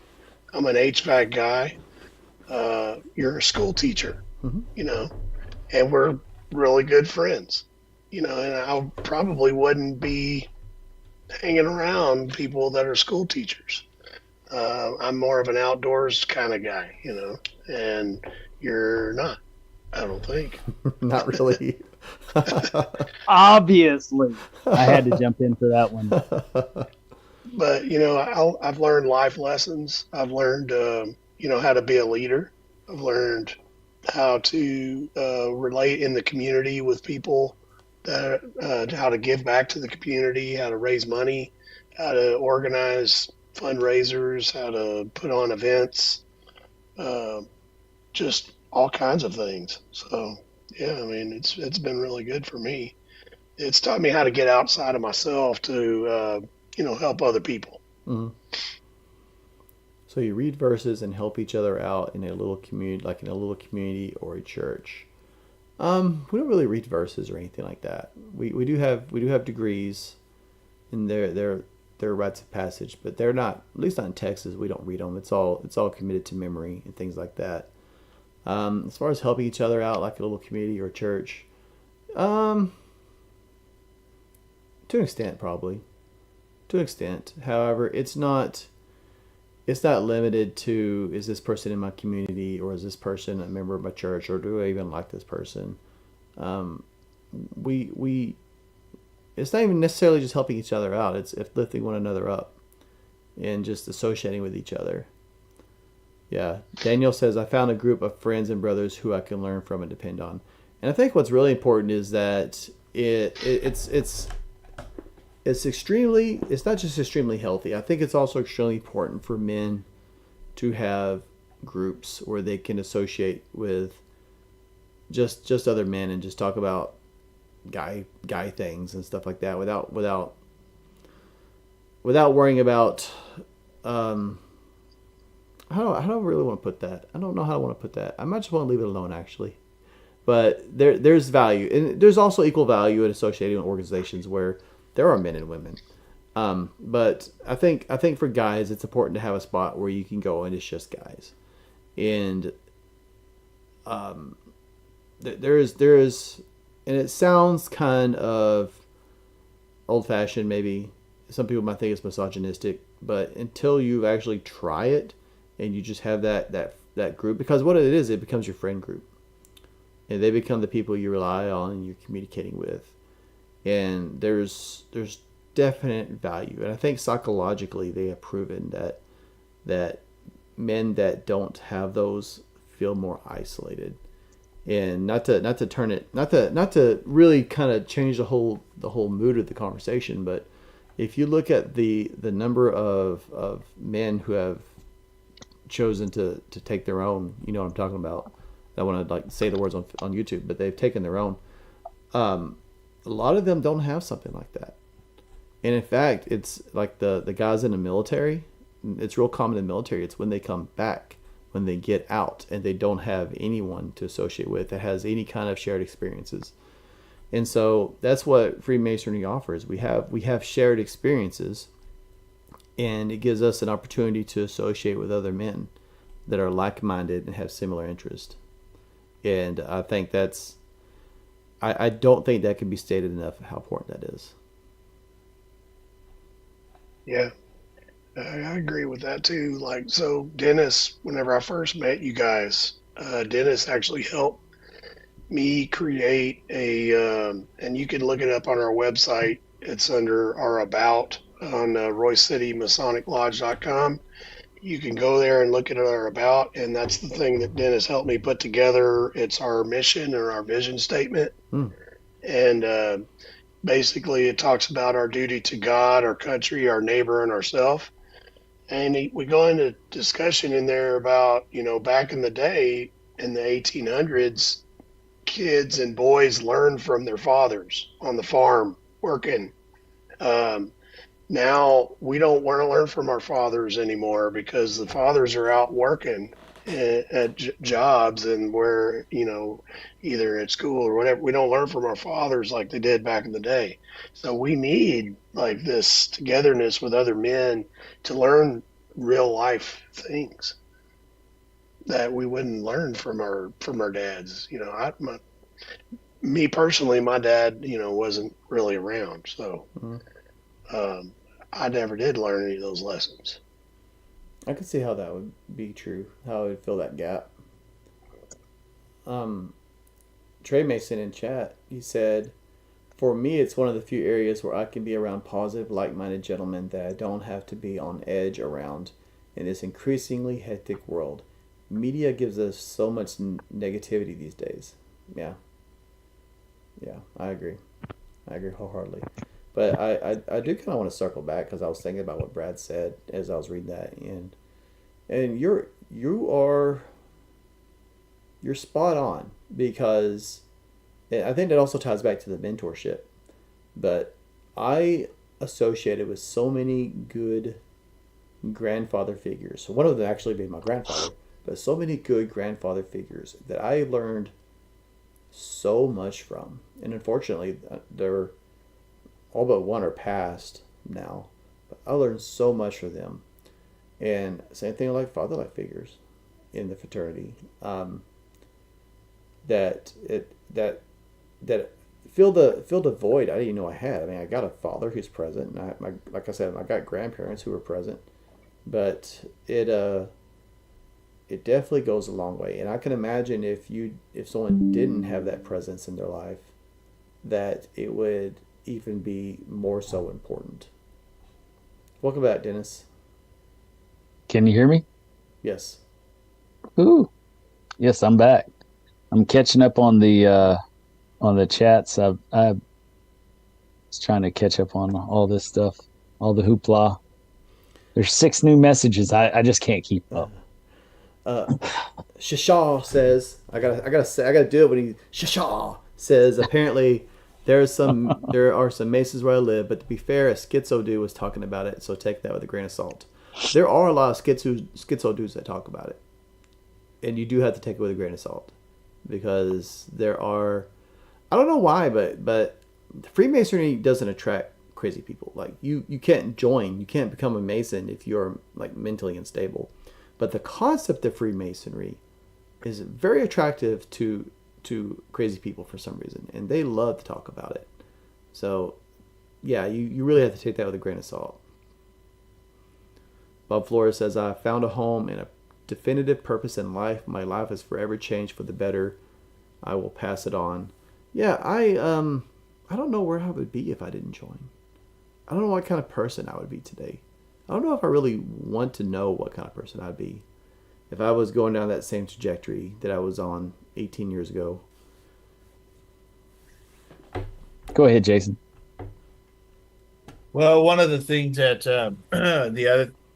my wife commented on this week in particular that we're kind of going through is about 2 years ago, she befriended this old veteran that had reached out to her on Nextdoor about one thing that she kind of helped him out with, like a PDF or something like that, and then he needed a ride to a doctor's appointment, and from there she has kind of taken him under his wing. But he's basically a hermit, just lives on his 10-acre property by himself and has no family and doesn't associate with anybody, and she's trying to help him out. Well, he's now in hospice, and it's probably, if it's not days, it's probably hours to where he's going to pass. But the thing is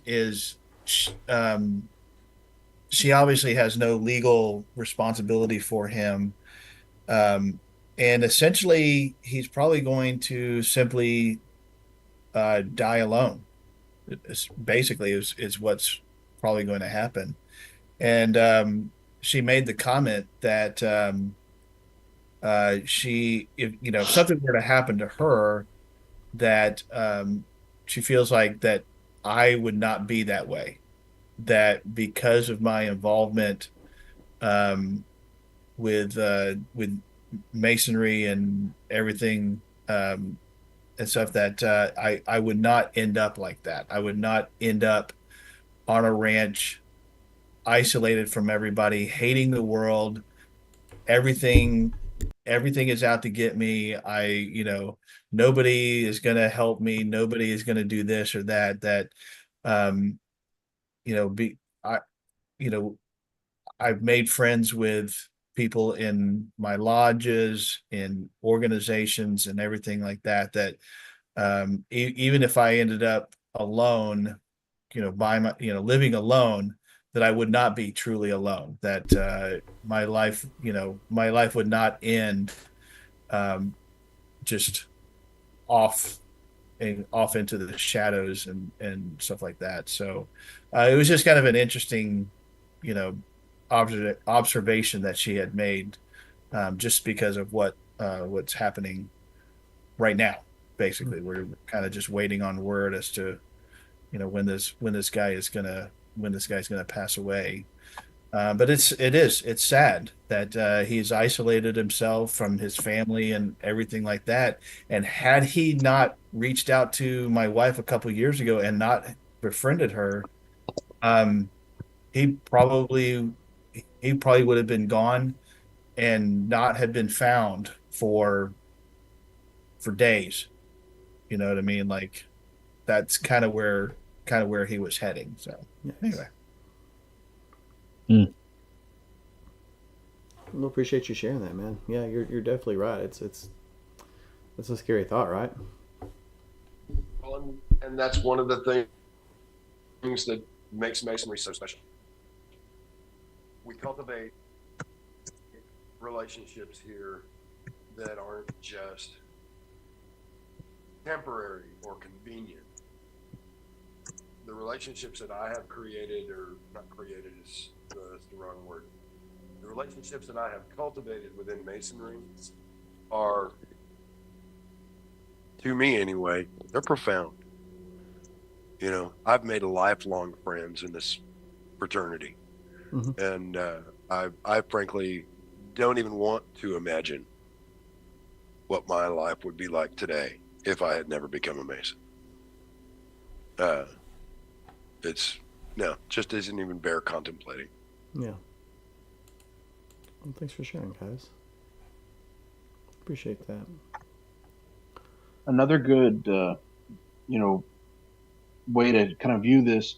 We studied it in sociology. It's called the third place theory, and that was something that came out in the late '80s. There were some books written about it, but it was the third place being not the first place, which is your home, or the second place, which is your workplace, but it's that third place that you can go to where you are the regular, kind of like the bar in Cheers, or your church, library, anything like that. Um, Somewhere where you can have that social interaction and have that regular thing. But it's something that I think, with the advent of the internet, has started to decline over the last few years as well. Hmm. Yeah, that's a really good point. I've forgotten all about that, but you're right. I think that kind of ties back to what I was talking about with like just having a place for guys, but it doesn't have to be, right? Just having that third place where, like you said, you're a regular. Everybody knows your name. I I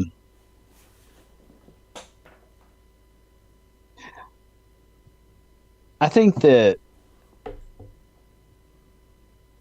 the fellowship aspect is one of the most important aspects of uh, of Freemasonry.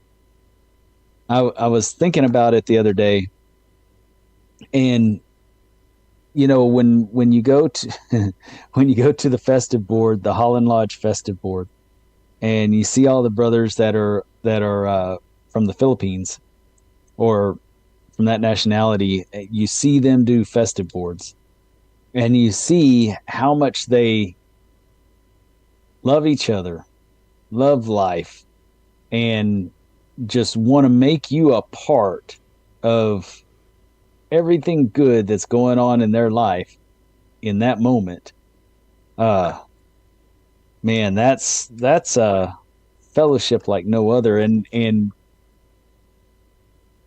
I don't think that you can get to a degree of fellowship like that with so many brothers from different walks of life without that commonality of going through all the degrees together and having that thing that we all did.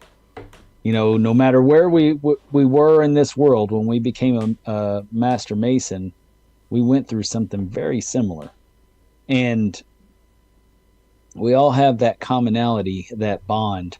That it I I hate to use this as reference because I'm not military or whatever, but I can only think of, if I was in a troop or something with other brothers and or other men, and went through tough times, or let's say police officers that served through 9/11 together, or firemen. They go through a lot of traumatic things with each other, things that they have to rely on each other for. We go through something that we have to rely on other people to get us there, and that creates a certain bond. And then we all have that universal bond no matter where we are. And to me, that's the third place. It doesn't even matter where I am anywhere in this world. That's the third place. It's that state of being with the brotherhood of Masons Mhm. that is priceless. that fellowship is like no other. And whether it's in times of joy, times of sadness, times of learning, it doesn't matter. I get the most out of, and I got to say it, my intimate relationships through Freemasonry, because I get to have my deepest discussions without fear of being judged or kicked to the curb because I think a little bit outside of the norm. Because frankly, everyone on this earth thinks a little bit outside of the norm for somebody else. And in our world, we cherish those free thinking men that are expressing what they believe simply because they want to find the best of whatever it is. So it's, and I understand that some of these guys that we need to bridge the gap with, or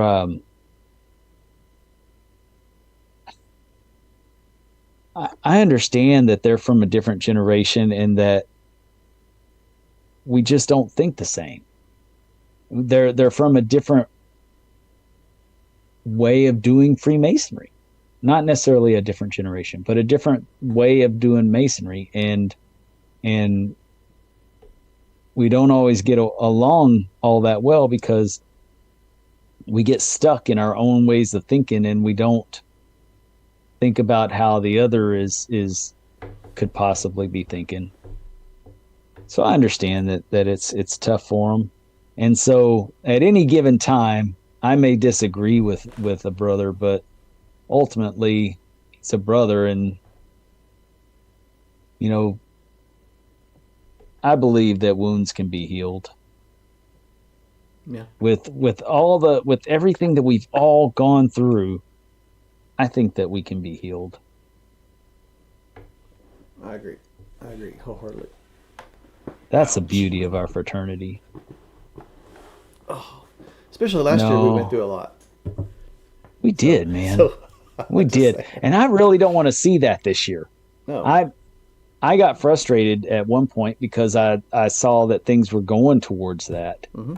And I made it very clear that I was frustrated over it. And thank goodness some amends have been made since. Yeah. So I think that maybe it helped. Maybe it just pissed a bunch of people off. Who knows? But, amends were made, and now it looks like things will go a little bit smoother. So we just have to take it 1 year at a time.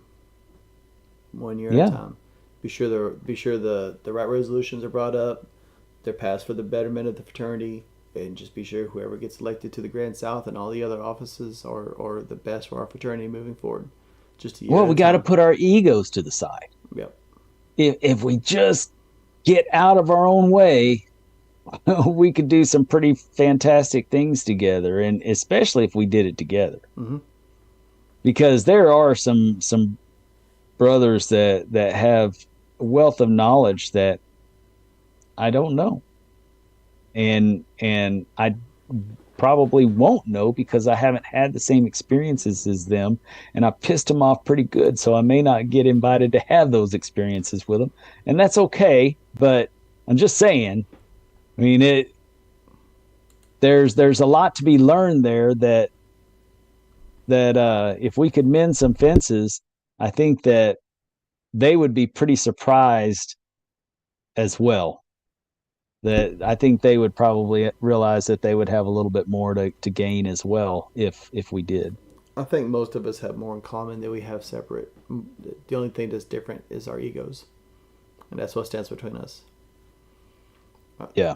I like to think, there's exceptions of course, but I like to think that if you take, just hypothetically, take the most frustrating officer you ever saw at Grand Lodge or something like that, and if we could just sit down and talk without egos in the way, I think you'd find that everything that they were trying to do, and I'm not talking about anybody specific before you feel like I am, I think if you really got to it, they're trying to do what they think is best for the fraternity, just like you are, right? Right. It's just a matter of these egos, kind of butting heads with each other, and they may not be on the right track. They may think they're on the right track, and they may believe with all their heart that what they're doing is the best for the fraternity, and they may be willing to just like you and I. They may be willing to piss people off along the way, but they're just charging. They're a bull charging in the wrong direction. But, right. But at their heart, they may believe they're doing what's best for the fraternity. Well, I have to believe that they do. I mean, that's and it goes back to what they were taught was best for the fraternity, right? Because they came in just like us and had no idea what to expect out of the fraternity, and they were taught a certain bunch of things, and now they are who they are in their in this fraternity, and so, yeah, I mean, they're absolutely doing what they think is best. Now, are there some out there that are doing what they think is best for themselves? I'm sure. Absolutely. And again, I'm not talking about anybody specific, and I'm not talking strictly about Texas Freemasonry. I'm just talking about in general in the fraternity. Yeah, I'm sure there are. It's a large organization, and that's inevitably going to happen. And inevitably, some of those people will be in charge of lodges and grand lodges. But I think 99% of these people is not the case. They're doing what they think is best for the fraternity. And right. There may be misunderstandings. There may be misinterpretations of that. But, and I think this is what we learned from Robert Park, right? It's hard not to go back to him, right? It is hard. Not to. It is. It's just so because wise. It's freaking purity, man. And that's him. It's not him trying to be anything that he's not. I mean, if anybody has ever looked at that first video we ever had of him, they see that the crap he spills out tonight today is the same thing that he spilled out way back then.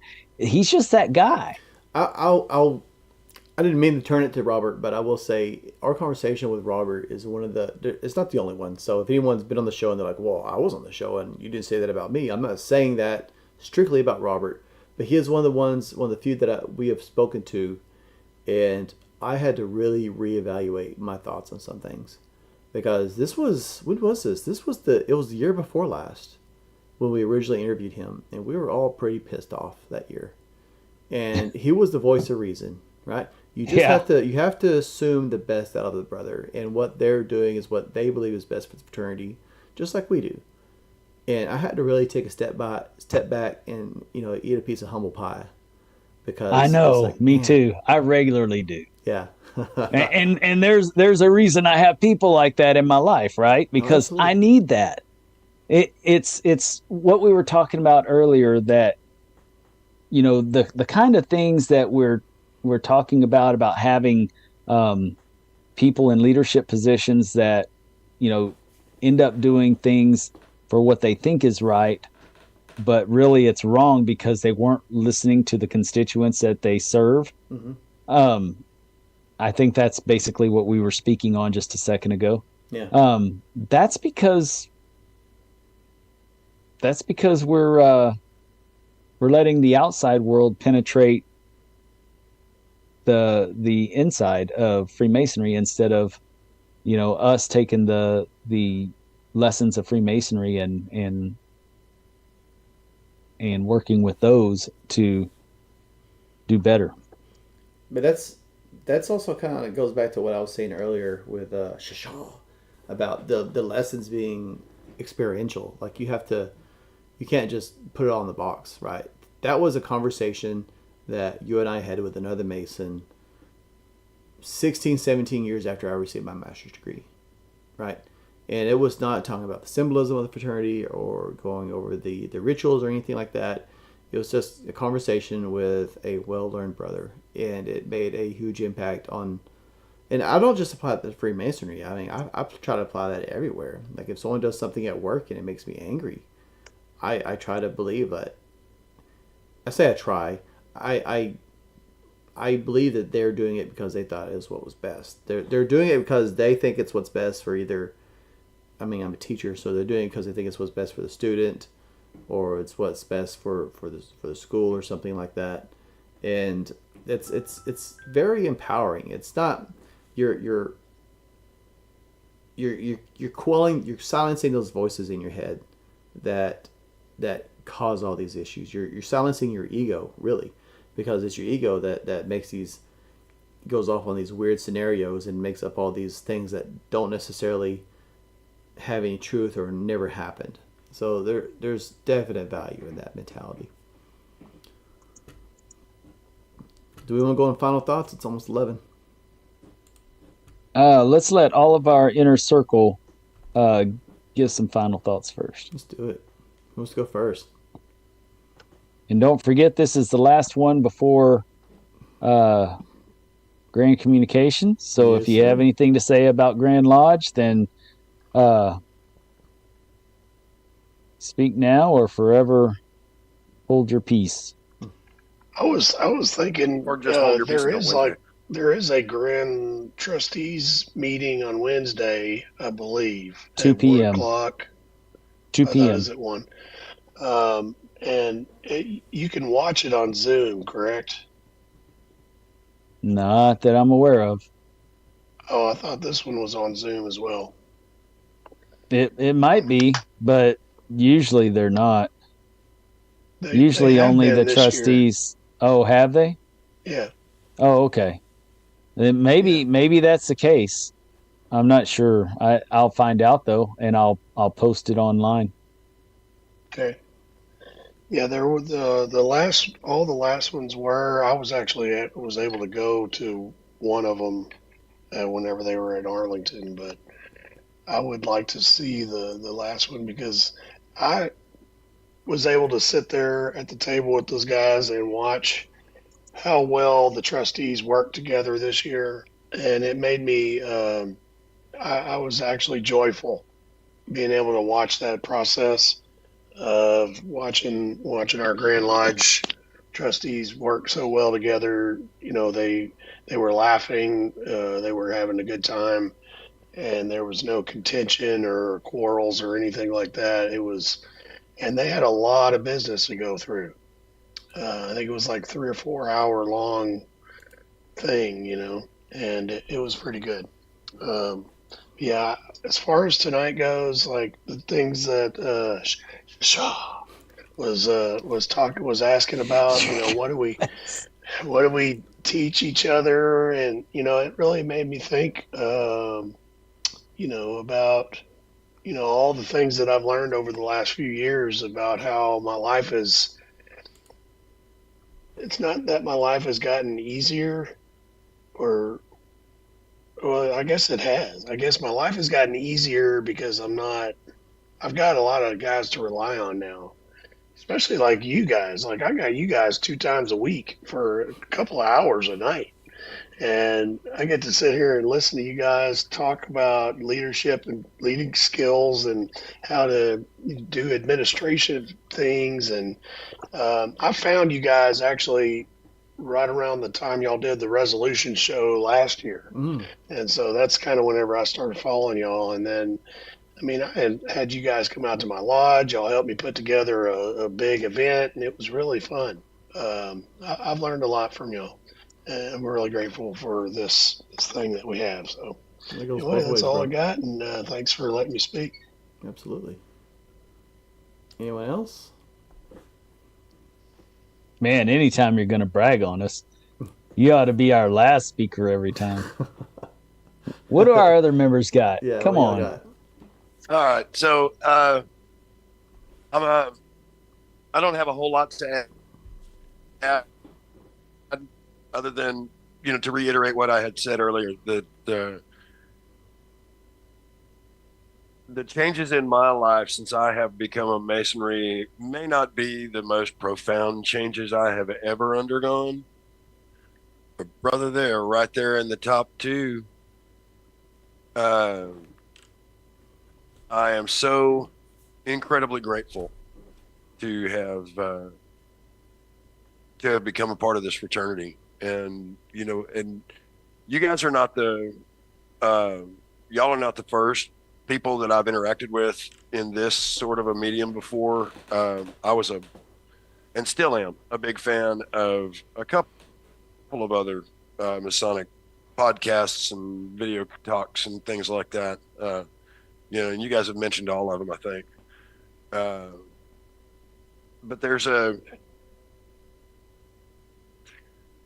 for me is a sense of security in knowing that no matter what I run into, I am 99% certain I know a brother who has gone through the same thing and come out on the other side and not been a horrible mess. Those are the guys that I try to surround myself with these days. Guys who have seen the fire, who have been to the accidents, who have walked through hell, and they've come out on the other side. Because I've done those things too, and I'm still finding my way to the other side in a lot of these things. And that's the value that I get out of Masonry. That sense, as Dennis was saying earlier, of shared experience and the bond of trust that it creates. Especially, these rites of passage that we call degrees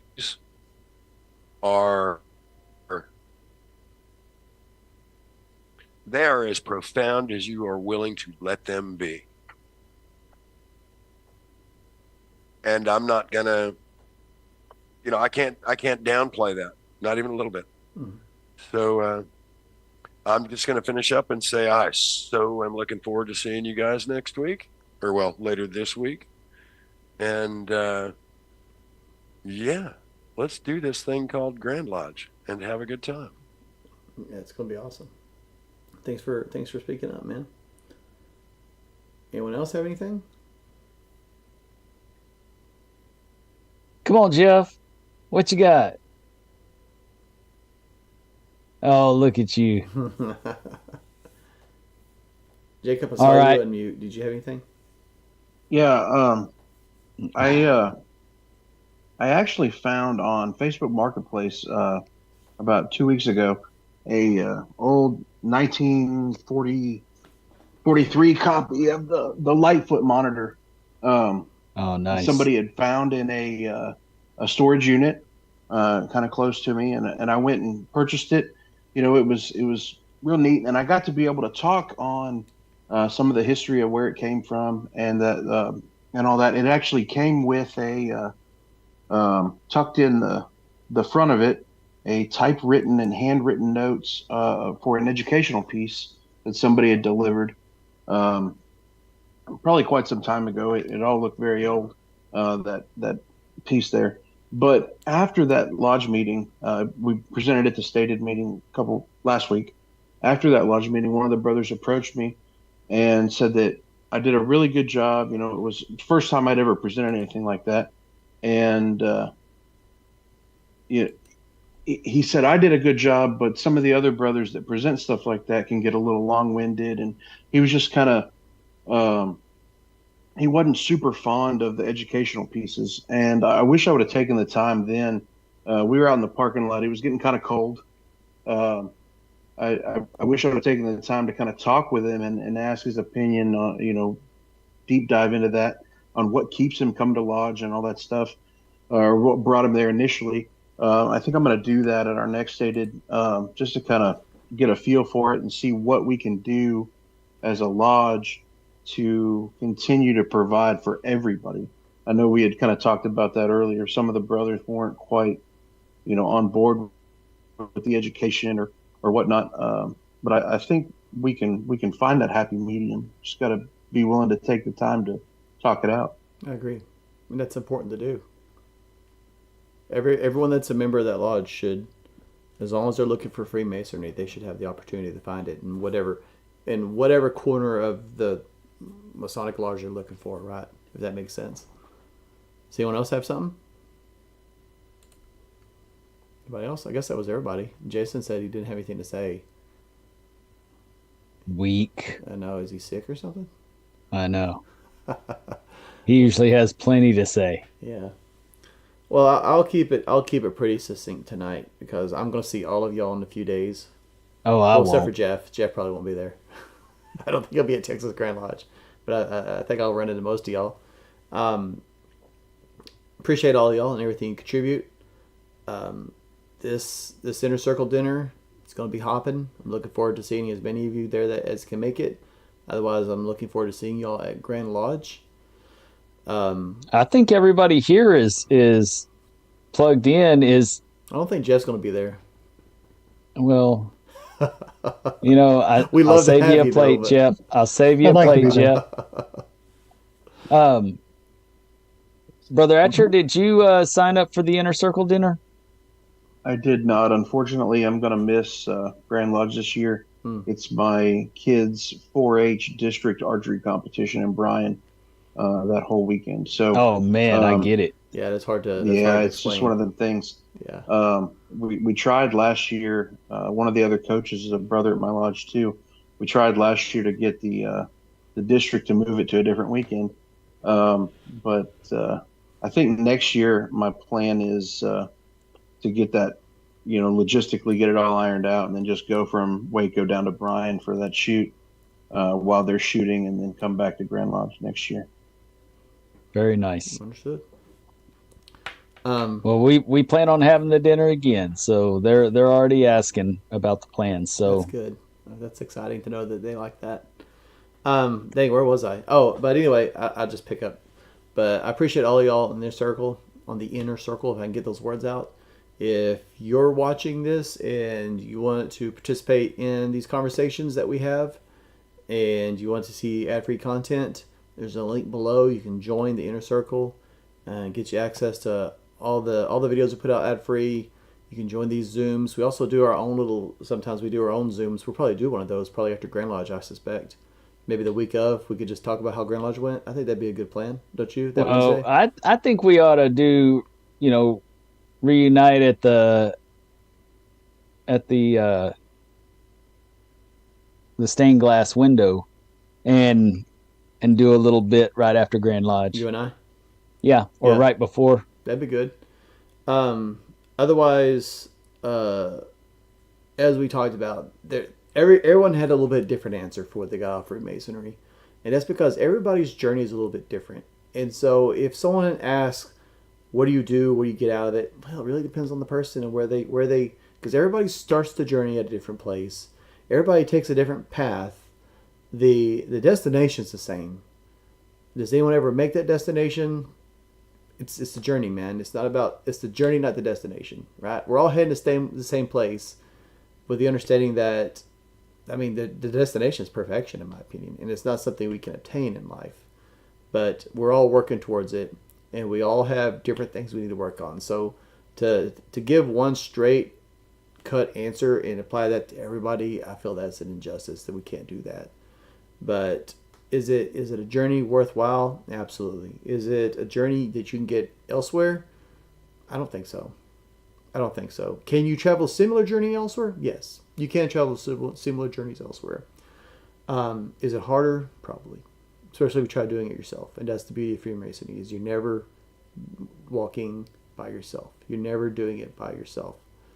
There are people out there who they read books and they study esoterics and they're self-initiating themselves, but and they never communicate with anybody else, and that's not the way to achieve enlightenment or perfection or just whatever you want to call it. That's not the way to do it. You have to have a circle of people you can work with, and that's what we offer here. Other than that, I appreciate all of you, and I'm looking forward to seeing you all again very soon in person. And I'll pass it on to Dennis. Well, you're only as deep as the well you draw from. And if you're only doing it by what you understand, then that's a pretty shallow well. That's the benefit of Freemasonry. That's a good analogy. I like that. I'm really excited about about Grand Lodge, and for many reasons. I think the most important reason is that fellowship that I was talking about earlier.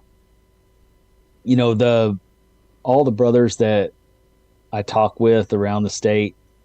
You know, I visit a lot of brothers around the state, but I don't really get to hang out with them day after day. And Grand Lodge is that day after day. So I get to hang out with everybody that I enjoy visiting with throughout the year, and hang out with them for a good 3-4 days. That's why I come on Wednesday and leave on Sunday, because I like everything around the actual business as well. It's just as important to me as the business. It's an opportunity for me to talk one-on-one with somebody. An opportunity for several of us to get together and have a scotch and hash out some esoteric information. It's a good opportunity to talk on administrative information. It's, you know, the common denominator is it's a great time to get together to communicate. Grand annual communication. So you're not only communicating, you know, the ideas of the Grand West to the Grand East for them to do their job for the rest of the year, but you're also communicating with your brothers in between and before and after, to help yourself grow and as men and Masons. You know, this very show today is like the microcosm of the macro of Freemasonry. You know, I came into this a little bit bent because of what somebody had said in my absence at a specific lodge. And after chewing on it a little bit with all my brothers, you know, I come to realize, and more especially reminding myself of thoughts that I have, you know, evolved to over the years by hashing it out with you brothers and many, many more. I've developed these thoughts and ideas and ways of thinking that I truly treasure. And like I said, with that spiral analogy, you know, I will forget those thoughts sometimes and I'll come back around to it. And my brothers help circle me around back to that point of origin, that point within the circle. And so that, to me, is the benefit of things like this. And the most important thing about this show to me, and why I keep doing it, is it's you, Justin. You're the reason I keep doing it. You're the reason I keep doing it. No, just kidding. Is because, you know, I live in Goliad, Texas. A population of 1,800 and some odd people. 1,860, I think, after the 2020 census. Not a very big pool to pull from. So my Freemasonry is very compartmentalized. And so for me to get all the Freemasonry I'm looking for, I have to travel. And I travel great lengths to get all the Freemasonry that I'm looking for. But this show is an outlet for other people who don't have the benefit of being able to travel like I do. So this show is an outlet that allows people that feel like they're on an island in their own little lodge or in their own district or what have you. If they feel like they're on an island by themselves, they know that they're not because of what we offer. And having the inner circle with us is just that much better, because it shows them that there are like-minded people just like them that are looking for the same thing. And that's why the inner circle is so very important to this, because it just validates that they're in the right place. Not so much that, you know, well, and actually it validates that Justin and I are in the right place. That we should be doing this so that we can try to reach all those brothers out there. And even if they're not brothers, if they're just listeners that are interested in Masonry, yeah, we talk about a bunch of the ins and outs of Masonry that aren't always appealing.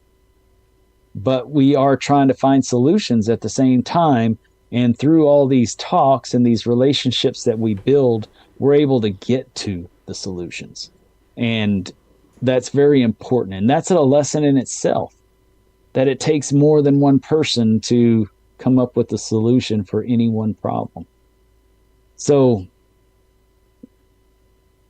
now that I've talked about the benefits that I get from this show and from you brothers and how much I appreciate all of you, I truly appreciate all of you. And all of those that have already left for the night. Now I want to make one more pitch at Grand Lodge and remind everybody that it is a political season. That's what we're going for. We're going to hash out the resolutions, and we're going to vote for our next Grand Junior Warden, Grand Secretary, and a couple of committee members. And that's political in nature. However, we don't have to do politics like everyone else. We can do it in a different way, in a more pure and beautiful way of democracy. You know, our democracy should and can be something better and more real than anything we've ever witnessed outside of the lodge experience. And so when we go to Grand Lodge, when we're out there in the foyer talking with everybody, when we're shaking babies and kissing hands, remember and be cordial to all of those who are in those corridors, because they're all Master Masons, and we all meet upon a level. The most important thing we should always remember, that we're all meeting upon the level in our Grand Lodge. And no matter what theological belief or philosophical belief or administrative belief one might have, they are still our brother. And they're trying to do just as much good for our fraternity as we are. Their good is just different from ours. And we have to remember that. Peace and harmony is not the end result. Peace and harmony is that thing in our heart where we trust the intent of the brother that's in front of us, that what they believe is true and in line with their truth for the betterment of Masonry. And hopefully our egos will be put aside, and we will elect the best Grand Junior Warden, the best Grand Secretary, the best Committee on Work member, and even though that's more of Southeast Texas and, you know, but hopefully we can get the best of the best.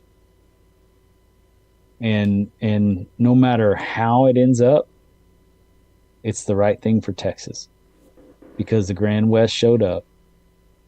At least the interested Grand West that can vote showed up, and they voted. So whatever it ends up being, that's what's best for Texas. And we have to remember that. No sour grapes. Because we all have one vote. Unless you're a worshipful master, and then you get 3. Yes, that would be you. That would be you. You get 3 votes. You get 3 votes. I feel like Oprah. But with all that being said, Inner Circle members, if y'all will still stay with us a couple more minutes afterwards. Brothers, there's a lot of cool events going on at Grand Lodge. Don't forget that Thursday night we have our Inner Circle dinner, but that is after the the Carlton Newberry Hospitality Suite over at the Hilton. And that starts at 5. And then our event starts at 6. So you will make your way from the Hospitality Suite over to Diamondbacks. We will start promptly at 6 o'clock. So I recommend you be there at about 5:45, 5:50. I'll be coming in hot. Yes. Come into our room and get your drinks there. Don't get them outside. We have our own bar in our room that they set up for us for our event. And that way we can keep track of the tabs and all that kind of stuff a lot better with our group. After that, on Friday, you've got the Austin 12 Hospitality Suite at the Hilton. And then you also have the Grandmaster's dinner on Thursday. I forgot, for those who aren't coming to our dinner. You have the Grandmaster's dinner on Thursday. On Friday, you have the Austin 12 Hospitality Suite, as well as the, what is that, the MWSA dinner. District 30 MWSA has a dinner Friday night before the Backyard Bar and Grill, which is always a great time. And we have a brother that sings that, and who put that on there? Put it on Dennis's tab. You obviously know me very well. I will buy you a drink. But anyways, go to the Outside Bar and Grill and have a good time, and then you'll probably find me cozied up in a hotel somewhere, drinking some scotch with a few brothers and talking Freemasonry. Saturday morning, I believe, is it's either Friday or Saturday. Saturday morning that Fort Worth has their breakfast. Fort Worth 148 has a breakfast at Georgie's. And that's always an important thing. Sam Houston lunch is at Lee Lockwood Museum Friday. And though I will not be attending this year. And otherwise, that's about it. We will discuss resolutions on Friday. We will elect grand officers Saturday morning, and then we will install them Saturday afternoon. I will be staying until after the services. I won't be leaving until Sunday, so several of us are going to stick around and have a bite to eat and sip some more scotch and talk some more Freemasonry afterwards. And so I hope that you can join us. It's going to be very busy during Grand Lodge. So if you can text me. Good luck if you message me. Because that usually gets kind of bottlenecked Grand Lodge Day. And then otherwise, man, we will be around. You will see us all over the place. Yep. Because we love that fellowship. So friends, brothers, thank you so much. Thank you for the talk. Thank you for walking me off the edge, because I was pretty upset when I started. Now here I am feeling like a brother again and loving you all. So thank you very much. Keep it between the points. Well, everybody.